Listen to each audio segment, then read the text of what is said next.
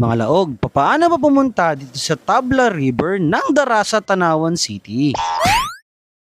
Dito mga kalaog ang daan ninyo sa may kanto papuntang Syudad Victoria. Ito po yung kanto sa may Markay The Big Shop na malapit lamang po sa may simbahan sa Maldarasa, ang Nuestra Señora de la Soledad. Ang pinaka the best time mga kalaog na maligo po dito ay around 6 to 9 ng umaga dahil wala pa masyadong naliligo. Solong-solo po ninyo ang paliguan. Para di po kayo maligaw sa part na yun guys, dire-diretsuhin nyo lamang po siya hanggang sa dulo para di po kayo maligaw. Actually mga kalog, mas madali po ang daan dito sa may Tabla River kaysa po dun sa may Aglos. At ayon po sa mga lokal ng Darasa, mas marami daw po ang bukal dito sa may Tabla kaysa daw po sa may Aglos. Sa part ng daan yan mga kalog, kayo po yung magdadahan-dahan kasi marami pong labasan at pasukan sa areang yan.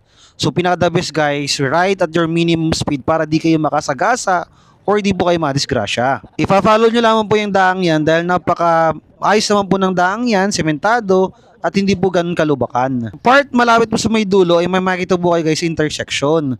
Pagdating nyo po sa intersection, kayo po ay kakaliwa at kayo po ay dediretso hanggang makarating po kayo sa may dulo. Pagkalampas ng tulay mga kalaog, yan ang sinasabi ko guys intersection, kayo po ay kakaliwa para po marating kayo sa may dulo. So, kita nyo mga kalog, very smooth po yung daan na ito at talagang kayo hindi mahihirapan sa inyong paglalakbay.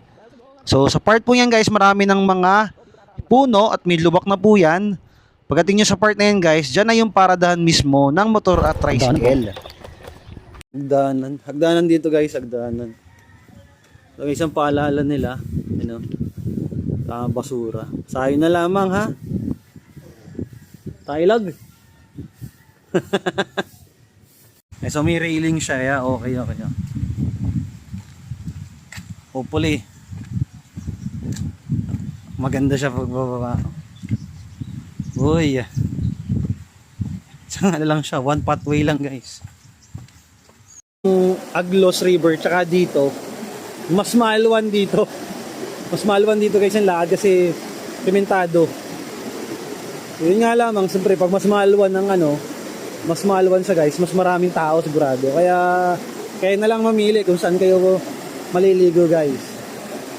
Paalala ko lang mga kalog, bago kayo bumaba sa mismong ilog, ay pakisecure po ang inyong mga gamit, pakitalian po, pakisarado ng maayos at better sure po na may mag-check ng gamit nyo from time to time. Kasi po mga kalog, sa hindi malamang dahilan ay may nawawalan po ng gamit kapag may pumupunta po dito. Kaya the best po na i-secure nyo muna ang inyong gamit bago po kayo bumaba. Siya mga kalog, bahala na kayo ha. Ingat!